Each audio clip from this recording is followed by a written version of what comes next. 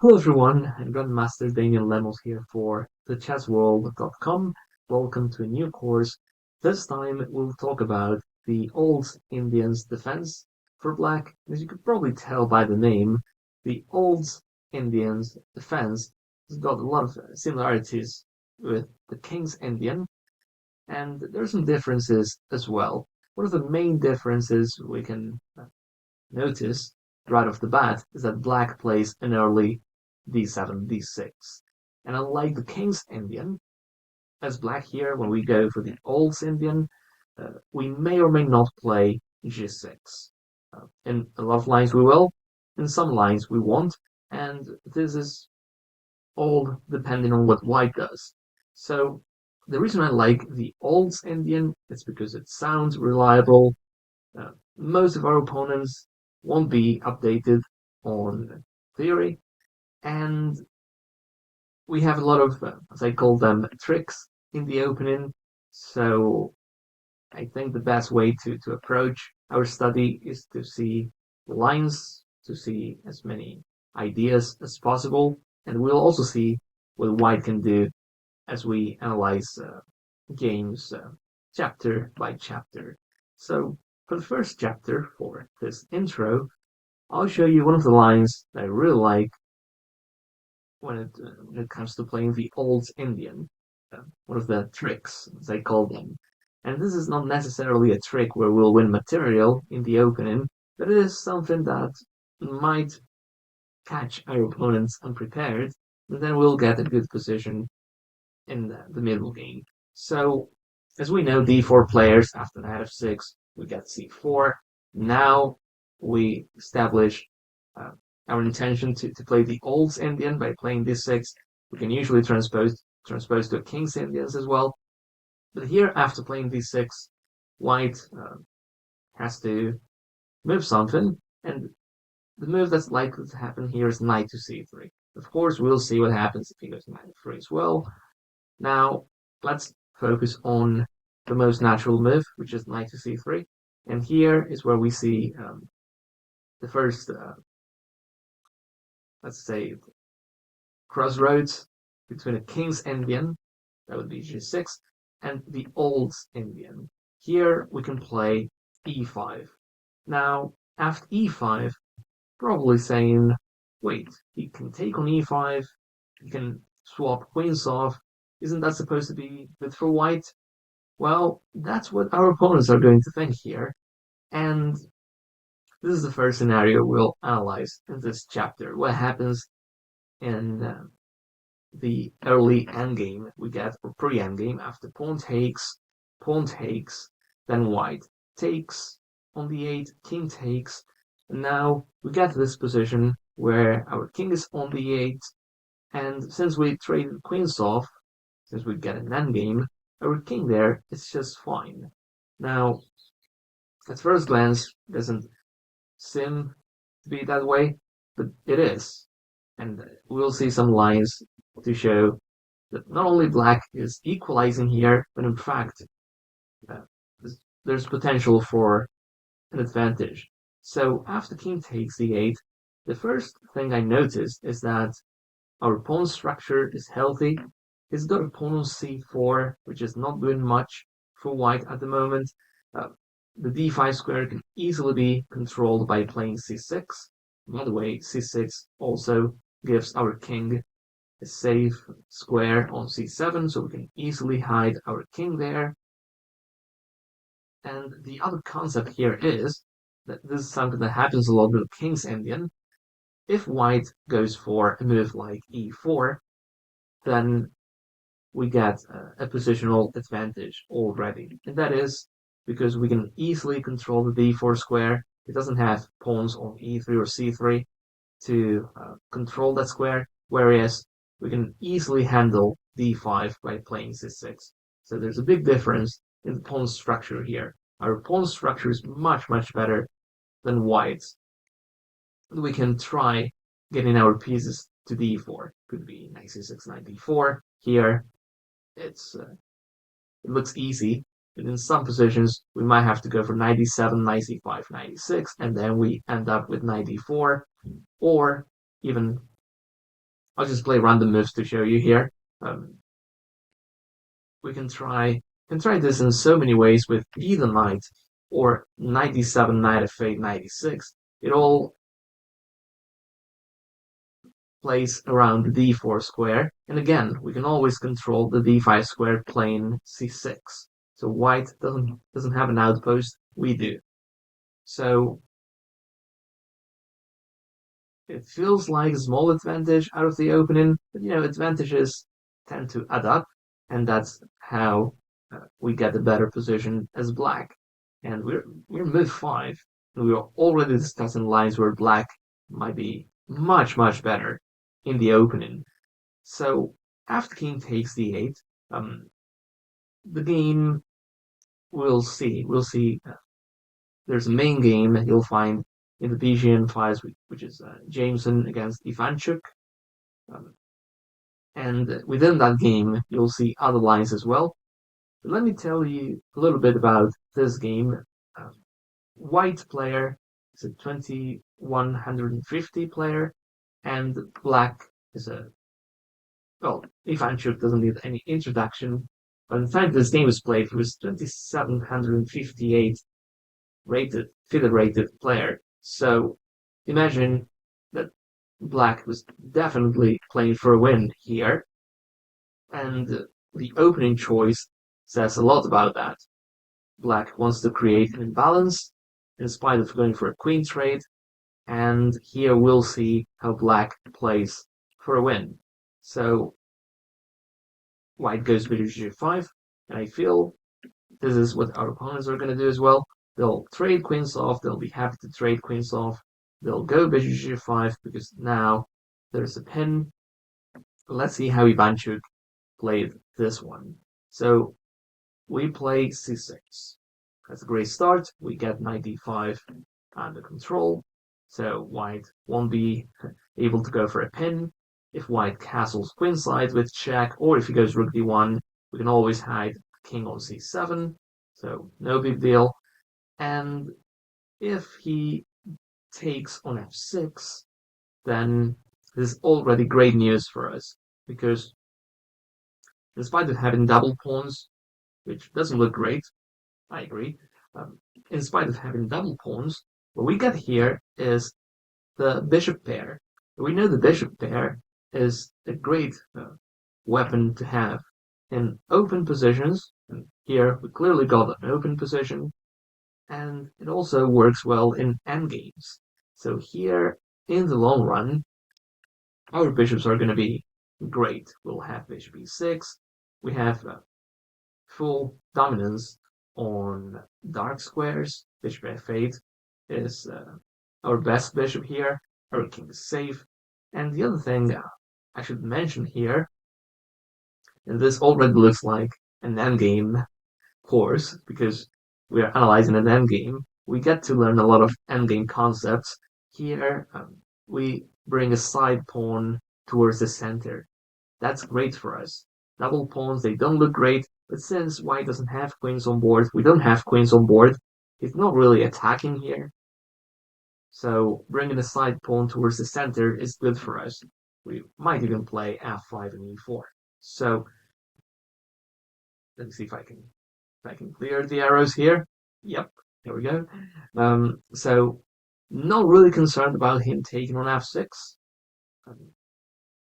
So let's see how the game plays out. So white plays knight to l3.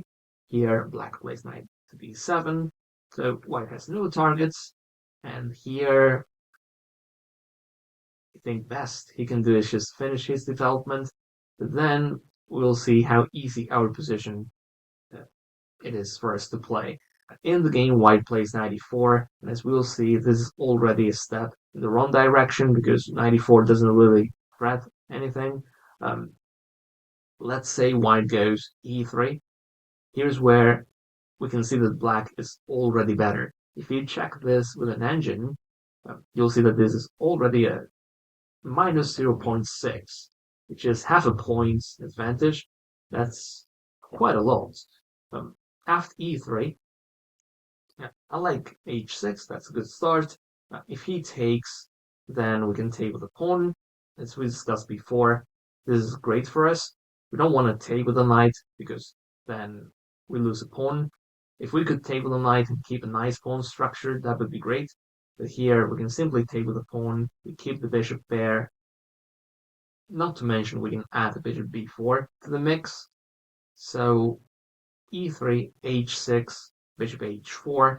Now the addition of h6 and bishop h4 is good for us because now that bishop is far away from the action. And after bishop b4, here we get a line where we can see that we are much, much better. We threaten to take on c3. We also threaten to destroy white's pawn structure. So let's see a few lines. What I think is likely to happen in practice is a line like this one. White castling queenside. Now we take. Now notice how weak his pawn structure is. Now both king e7 or king c7 look great for us.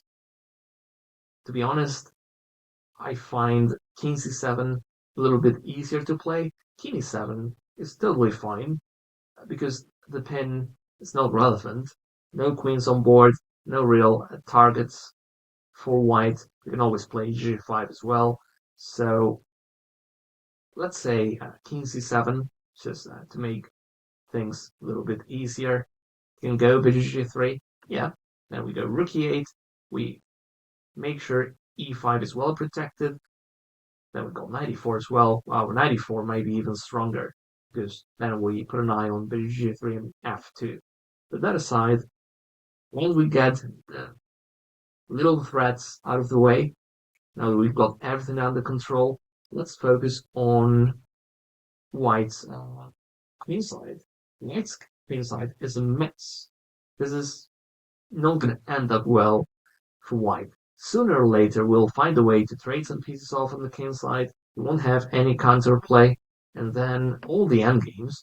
Imagine we trade every single piece off here. The endgames are just one for us because we'll just play king b6, king c5, and at some point we'll take his pawns. If we got pieces on board, yeah, we'll find ways to put some pressure there, but we know how bad this is for white in the long run. So what else? And this is just a random line. This didn't happen in the game. But I'm showing you things that could happen if white plays, let's say, natural moves. So we go for bishop b4. Now, let's say white plays rook c1. Maybe he wants to protect the pawn structure. Okay, I can go king c7 anyways. Let's say he takes. Then we take. Again, when we get this position, we should be more than happy to get the bishop pair after a3. Now, my human understanding would tell me to move my bishop back and keep my bishop pair and slowly build up a nice position for my bishops and my rooks, by the way. They've got open files too. So that looks fantastic for us. Now the engine likes bishop b7. That's the second best move. However, the engine likes bishop takes c3 check. So here we get a similar scenario to the line we saw before, where white had a terrible pawn structure. Here we are the ones with a questionable pawn structure. We're still much, much better. Why? Because again, that pawn on c4 it's not really helping white. His bishop, in many lines, we notice is not very good. And here, what we got is development. Knight f3 has nowhere to go, no outpost, nothing for white. Bishop f1 is passive. Here we will fight for the file. And again, the fact we bring a side pawn towards the center seems to help us big, big time. On top of the natural moves, bishop b6, rook g8. There are other threats here as well. Knight a4 looks powerful. I'd love to play knight a4 and bishop f5. So let's say he goes here. This looks terrible for white. He might even lose a pawn in the process. So we can see here that this is all about development, because he doesn't really have a lot of active pieces on the queen side, and sooner or later we'll get something there. Another move that we should always consider, and this is also King's Indian's move, is playing a5, whether it's here or at some point in the previous moves. A5 is always useful, because then it'll be easier for us to place the minor piece on c5 or b4. And even if this is just another sample line here, let's say he goes a3 and b4. Not a great idea for white to play this, because even if he gets this before we play a5, the minute we play a5, we'll create a lot of weaknesses there. And white, of course, has no way to hold his pawn on b4 together. Rook b1 looks way too passive. That gets us an open file. If he goes pawn takes, then his queen side is a mess, full of weaknesses that we'll eventually take. And if he goes b5, here we understand why our pawn on c6 is ideally placed and his pawn on c4 isn't. Now we can work around c5 and d4. We've got the outpost.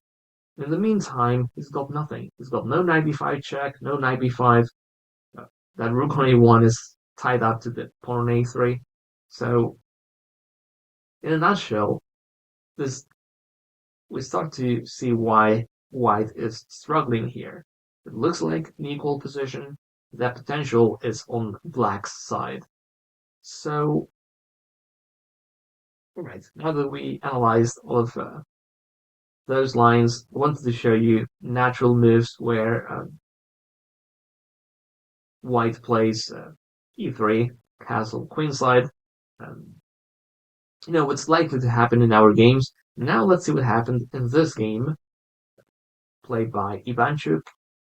As black, a game you'll find in the PGN files. In that game, white plays knight e4. So I really like this game because we get to see what happens if we get double pawns on the king side. So here black plays king c7. Now white has to do something because there's no longer a pin, and he takes. If he doesn't, then the whole knight e4 process was useless, because moving the knight back doesn't make any sense here. So he takes on f6. So here we do get double pawns, but unlike the other sample lines we saw, white gets to keep the bishop pair. So this looks good for white. But we'll see, again, double pawns work well for us here. And this is not only about pawn structure, it's also about development. And when it comes to development, we're doing much, much better than white here.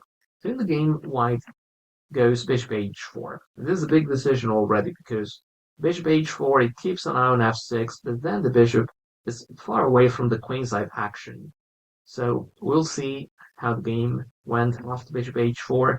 First, let me show you what would have happened if white played bishop d2. So here, a nice first step, in my opinion, is playing a5, because then we can easily play knight c5, and there's no way for white to challenge our knight on c5. Knight c5 right away seems to work well here, because even if he goes b4, this looks like suicide for white. We play knight e4, we target the b4 pawn, and again, we see that our development could be bishop g4, bishop e6. Our development here is super powerful. White is way behind. By the time he defends the pawn on b4 and play an a3 or something, we'll finish our development and we'll probably get a winning position. So after knight c5, I would say white has to play e3.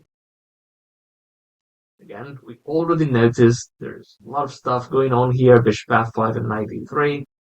the engine seems to like a5, even h5 is something the engine likes here, giving black a clear advantage.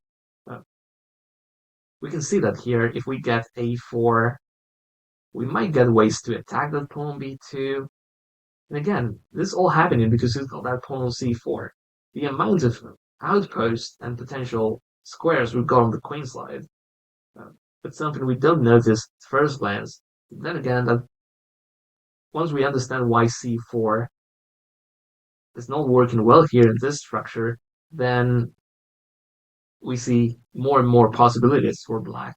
So here, let me show you what the main line according to the engines is. Bishop e2, rook to g8. Now if he castles bishop h3 is, well, I'm not sure it's winning. It looks pretty good for us. I mean, 91, otherwise we take the rook. So again, this all comes to development. That bishop has nowhere to go to other than c1. I think this speaks for itself. So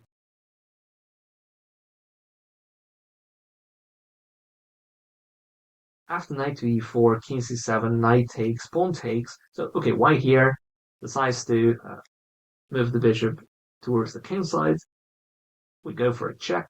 Now, I like this check. We know bishop b4 is a natural move. It's got knight on c3. It helps speed our development up. Now, if you place king d1, then he also loses the right to castle, same as our king. So this shouldn't be a big deal for white, but as we know, his queen side is exposed, unlike ours. Our king on c7 is fine. We got that pawn on c6. If he goes king d1, that king is at risk because we could play, let's say we go bishop e7 just to make sure this pawn is protected. We got knight c5, rook d8, bishop f5. That king has no peace. And on d1, and there's no easy way for white to coordinate his pieces. So sooner or later, we'll attack that king on d1. I don't really see how white can defend here. So that explains why after bishop b4 check, white plays knight to d2. Here black plays f5. Oops, sorry about that mouselet. Rook b1 wasn't played in the game. Maybe d3 makes sense. In the game, white castled queenside. Let's say white plays a3. So interestingly enough, both approaches here are good for black. One of them is taking the knight on d2, and the other one is to keep the bishop there. I think both are fine. I really like our pawns here. But let's say we take on d2, we play this. In practice, this is so difficult to play as white. There's knight b3, there's knight e4, there's bishop e6. There's too much going on, and with that king on d2, it's easy for white to make a mistake. So I know playing bishop takes d2 check is a bit counterintuitive because we love our bishop pair. The thing is, again, too many threats. With that king on d2, it's easy for white to make a mistake here and to lose something. So both lines are better for black. Now in the game, white castles queenside. Here we get to see that black's better for a simple reason. Development and our center is it gives us a lot of space advantage. So let's see a little bit more of this game, what happened. In the middle game, black played a5, so we see black getting some space on the queen side. White plays knight to f3, a4, so we are getting more and more space. Now we get more positional concepts as well. We would love to play a3. Now if white plays a3 himself, we can just move our bishop back. Look at this beautiful outpost we've won on b3, not to mention the c4 pawn, which is a target.